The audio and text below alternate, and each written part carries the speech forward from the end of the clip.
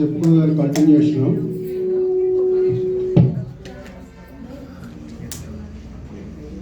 మనకి అందరికీ తెలుసు భగవంతుడు ఒకడే, కానీ డిఫరెంట్ రూపాల్లో మనం పూజ చేసుకుంటున్నాం. మన హిందూస్ అయితే హిందూ గాడ్స్, ముస్లిమ్స్, క్రిస్టియన్స్ వీళ్ళందరూ డిఫరెంట్ ఫామ్స్లో, బుద్ధిస్టులు డిఫరెంట్ ఫామ్స్లో పూజ చేసుకుంటున్నారు. అయితే భగవంతుడు ఒకడే. ఆయన సత్యలోకంలో పరంజ్యోతి రూపంలో ఉంటారు. ఆయన యుగ యుగాలకి కూడా మనిషి రూపంలో అవతారం తీసుకొని ధర్మ సంస్థాపన చేస్తారు. మనకి త్రేతాయుగంలో రాముడిగా, ద్వాపరయుగంలో కృష్ణుడిగా, ఇప్పుడు కలియుగంలో అమ్మ భగవానుగా మనిషి రూపంలో ఉండి భూమి మీద ఉండి ధర్మ సంస్థాపన సత్యయుగం కొరకు, గోల్డెన్ ఏజ్ కొరకు ఆయన కృషి చేస్తున్నారు. ఇప్పుడు ఆయన ఇచ్చిన మంత్రం ఏంటంటే లాస్ట్ టైం చెప్పాను, ఓం సచ్చిదానంద పరబ్రహ్మ పురుషోత్తమ పరమాత్మ శ్రీ భగవతి సమేత శ్రీ భగవతే నమః. దీని అర్థం ఏంటంటే ఓం అంటే ప్రణవనాదం, ఫస్ట్ యూనివర్స్ వచ్చే ముందు వచ్చిన సౌండ్, అది నువ్వే. సత్ చిత్ ఆనంద, సత్ అంటే సాకారం, అంటే అన్ని ఆకారాలు కూడా నీవే. చిత్ అంటే చైతన్యం, అన్నిటిలో ఉన్న చైతన్యాన్ని ప్రాణశక్తి కూడా నీవే. ఆనంద అంటే స్థితిలో, ఆనందంలో ఉన్న స్థితిలో ఉన్న, ఆనంద స్థితిలో ఉన్న ఓ పరబ్రహ్మ. పురుషోత్తమ పరమాత్మ, పురుష ప్లస్ ఉత్తమ, పురుష అంటే ఆత్మ, ఉత్తమ ఆత్మలో ఉత్తమైన ఆత్మ అయినటువంటి భగవంతుడా. పరమాత్మ అన్ని జీవుల్లో ఉన్న భగవంతుడా పరమాత్మ. శ్రీ భగవతి సమేత, అమ్మతో సహా నువ్వు వచ్చిన ఓ భగవాన్, శ్రీ భగవతే నమః, భగవంతుడా నీ నమస్కారం అని మంత్రం. అయితే మనకి అంతకుముందున్న పురాణాల్లో కానీ ఇతిహాసాల్లో కానీ ఉన్న మంత్రాలు, డిఫరెంట్ దేవునికి ఉన్న మంత్రాలు, అవి అప్పటికి ఆ యుగానికి అవసరం కాబట్టి ఆ మంత్రాలు రూపొందించారు. ఎందుకంటే అప్పటి ఉన్న కాలమాన పరిస్థితులు బట్టి, అక్కడ ఉన్న సమస్యలు బట్టి వాటిని ఈ భగవంతుడే, ఆ భగవంతుడే ఇచ్చారు మానవాళికి. ఇప్పుడు ఈ యుగంలో ఆ భగవంతుడే ఈ మంత్రం ఇచ్చారు. ఈ మంత్రానికి ఆ మంత్రం తేడా ఏంటంటే ఇది పవర్ఫుల్.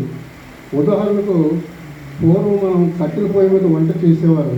అది అప్పటి పరిస్థితులు బట్టి, అప్పటి ఉన్న ఒత్తిడి బట్టి మనకి సరిపోయేది. అదే ఇప్పుడు మనం ఈ ఒత్తిడిలో, ఈ బిజీ లైఫ్లో మనం కట్టెల పొయ్యి చేసి చేయగలమా? లేదు. ఎందుకంటే మన గ్యాస్ స్టవ్ ఉంటే కానీ మనం సక్సీడ్ అవ్వలేం. అదేవిధంగా పూర్వం ఆఫీసుల్లో టైప్ మిషన్స్ ఉండేవి టైప్ చేయడానికి, అప్పుడు పనిలోడిగా సరిపోయేది. ఇప్పుడు ఏంటంటే కంప్యూటర్స్ వచ్చాయి, కంప్యూటర్స్ ఉంటే కానీ మనకి పని సక్సెస్ కాదు. సో అదేవిధంగా ఈ మంత్రం ఏంటంటే చాలా పవర్ఫుల్. సో ఆ మంత్రం చెప్పించవచ్చు, but it will take time. ఈ మంత్రం కావాలంటే ఇది పవర్ఫుల్గా ఉంటుంది. ఎందుకంటే ఆ యుగాల్లో ధర్మం 4 పదాలు 3 పదాలు ఉండేది. ఇప్పుడు ధర్మం ఒక పాదం మీద ఉంది కాబట్టి మానవుడు డిఫరెంట్ సమస్యల్లో, ప్రాబ్లమ్స్లో అన్నింటిలో ఎదుర్కొన్నాడు కాబట్టి అందులోంచి బయటపడాలంటే పవర్ఫుల్ టూల్ కావాలి. కాబట్టి ఆ భగవంతుడే, ఆ ఒక్క భగవంతుడే ఇది రూపొందించారు. ఇప్పుడు మనం ఏమైనా కోరిక కావాలి, ఇది నిజమా కాదా అనేది మీరు మీ భగవంతుని అడగొచ్చు. ఈ విధంగా చెప్పారు, ఈ గణేష్ చతుర్థిలో ఈ విధంగా చెప్పారు, అది ఎంతవరకు నిజము అనేది మీ భగవంతుని అడిగితే మీకు రిప్లై వస్తారు. నేను ఇంతకుముందు షిరిడి సాయి వస్తుంది, నాకు ఇదే డౌట్ ఉండేది. ఇంతమంది భగవంతులు వస్తున్నారు, ఎవరు నిజమైన భగవంతులు, లేకపోతే ఊరికనే వచ్చి ఎన్కాష్ చేసుకొని వెళ్ళిపోయే వల్ల ఏంటి అని చెప్పేసి నేను మొదలుపడుతూ అడిగితే ఒకరోజు ఉదయం మార్నింగ్ కళ్ళ కనిపించి ఆయన ఏకైక భగవంతుడు షిరిడి సాయి చెప్పడం జరిగింది. అప్పటి నుంచి నాకు కాన్సన్ట్రేషన్ జరిగింది అమ్మ భగవాన్ మీద. అయితే మనం ఏదైనా ప్రాబ్లం కావాలంటే ఎలా ప్రేర్ చేయాలనేది లాస్ట్ టైం చెప్పాను. 108 టైం జపించి ఆ ప్రేయర్ మనం పాజిటివ్గా చేయాలని చెప్పడం జరిగింది. అయితే ఒక్కొక్కసారి ఎమర్జెన్సీలో మనకి అంత 108 టైం జపించి ప్రేయర్ చేయాల్సిన టైం ఉండదు. సపోజ్ మనం ఒక కారులో ఒక ఊరు వెళ్తున్నాం, అర్ధరాత్రి మధ్యలో కారు ఆగిపోయింది, దగ్గరలో మెకానిక్ లేడు, మనకి రోడ్ అసిస్టెన్స్ కూడా లేదు. అప్పుడు ఏం చేయాలి తెలియదు. అప్పుడు చాలా గాబరా పడతాం. ఆ టైంలో మనం భగవంతుడి నామం 2-3 సార్లు జపించవచ్చు, లేదంటే జపించకపోయినా భగవంతుడికి మన ప్రాబ్లం తెలియజేయాలి. ఏమని క్లియర్గా, భగవంతుడా నేను ఫ్యామిలీతో ఇలా ప్రయాణం చేద్దాం వచ్చాను, మధ్యలో ఆగిపోయింది, ఈ రాత్రి ఆగిపోతే దొంగల భయమో రౌడీల భయం ఉంటుంది, కాబట్టి నువ్వు నన్ను రక్షించాలి, తప్పదు అని చెప్పేసి శరణాగతితో నిస్సహాయంతో మనం అడిగినట్లయితే ఏదో రూపంలో మనకి హెల్ప్ దొరుకుతుంది. నాకు ఒకసారి ఇదే విధంగా జరిగింది. నేను శ్రీకాకుళంలో పనిచేస్తున్నప్పుడు సీఎం మీటింగ్కి అటెండ్ అవ్వాలి.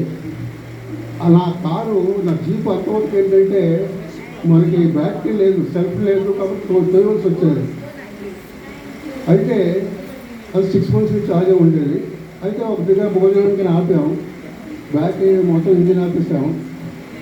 ఆపేసిన తర్వాత భోజనం చేస్తుంటే విపరీతమైన వర్షం పడింది, మొత్తం అంతా చల్లగా అయిపోయింది.